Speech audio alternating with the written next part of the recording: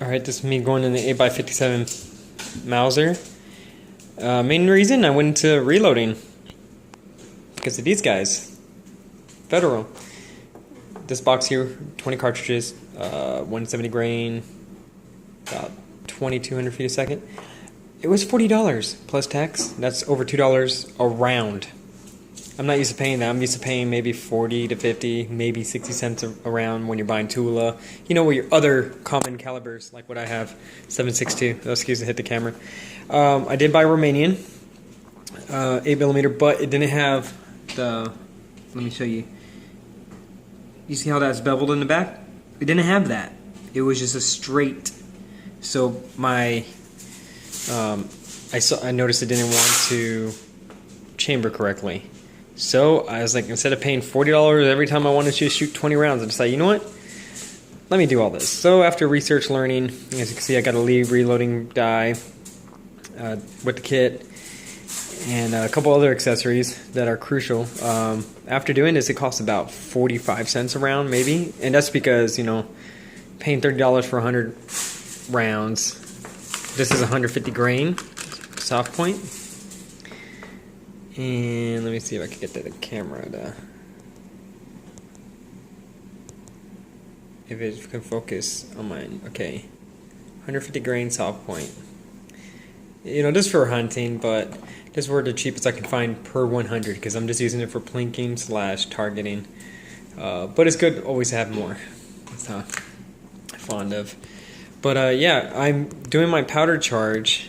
Let me see if I can get this. There we go. Doing powder charge of only 46 or 47 grains. Reason being, I'm not maxing. I'm not trying to go 2,900 feet a second, but even at no, I take that back. Not 24. Excuse me, 46 to 47 grains.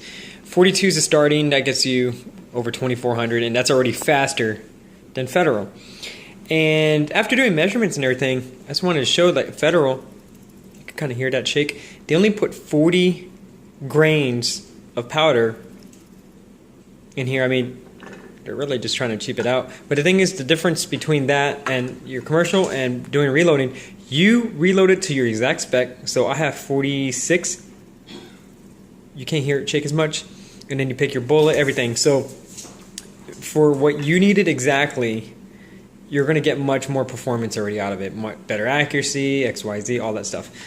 But just wanted to go over the common operations because when I was going on Mauser's website, they're saying the bullet had to be 3.25 inches, and it was freaking me out because none of the bullets were coming out like that.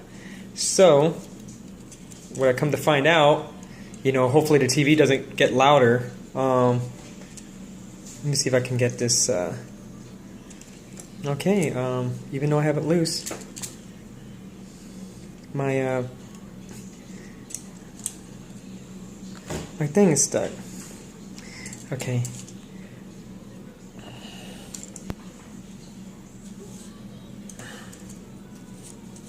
Let's see. It's supposed to be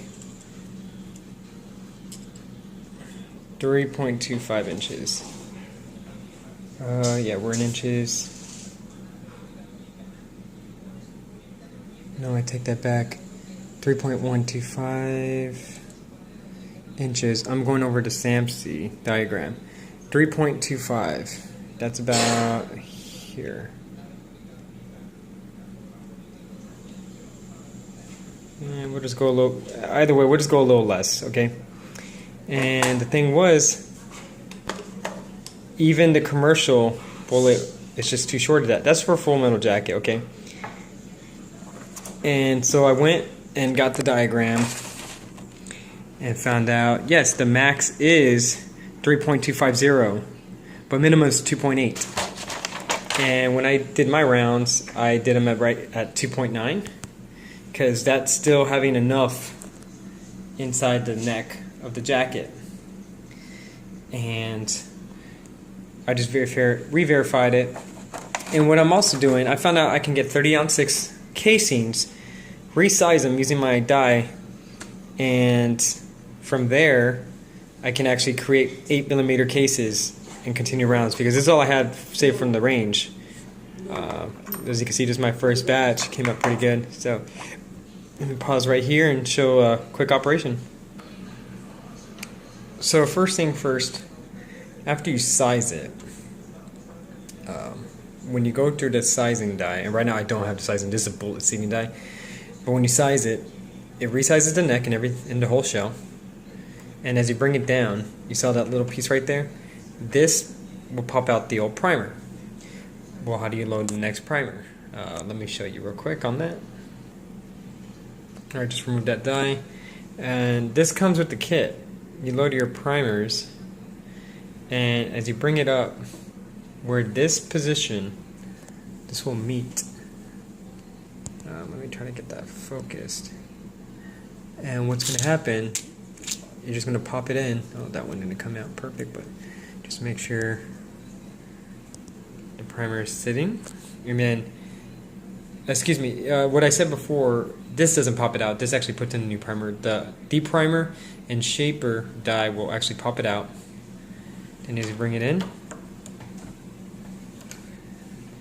you don't need too much pressure. And voila, now you have a newly seated primer. Alright, so this is where we do the bullet seating. And so far, 46 and a half grains, not grams, grains of powder in there. Using a 150 grain soft point. And I already have it adjusted to where I want. You just help it slide up in there. And that's where it makes contact. And this is about how much we're going to be pushing into that shell. Alright, so now you got a perfectly shaped bullet. Now we're going to double check our measurement. Make sure that's not 2.96. Remember, max is 3.25, minimum 2.81. So we're definitely good there. All right, just so you have an idea how much that bullet was seated in, because I had to make sure I visualize it. Let me make sure there we go. That's about how much is seated in. So that's plenty. You know, some of them go way a little longer or so, but the bullet cannot be more than 3.25. So this one's prime, ready to go. Once I do this batch, you know, the next ones are going to be just like this. I'm going to go now into crimping. Actually, let me just do one in full motion, just so you have an idea.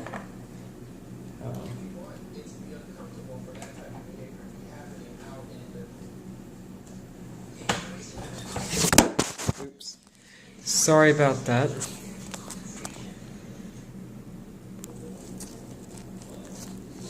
Alright, sorry about that fall right there. Just showing what a crimping is. All it is just making sure the metal, when you bring it up further, it pushes this against it so the shell is crimped. Alright, just showing you in action. And it goes up. No, let me try to bring it here actually. So you can see. If I could get this phone. There we go. Okay, see that? When it brings it up, look at the lines. See how they get tighter? It's crimping the bullet. And there is my first batch. Just waiting on my next 100 Springfield 30 ounce 6. And from there, make my next 100 or so. So that is my beginnings on reloading.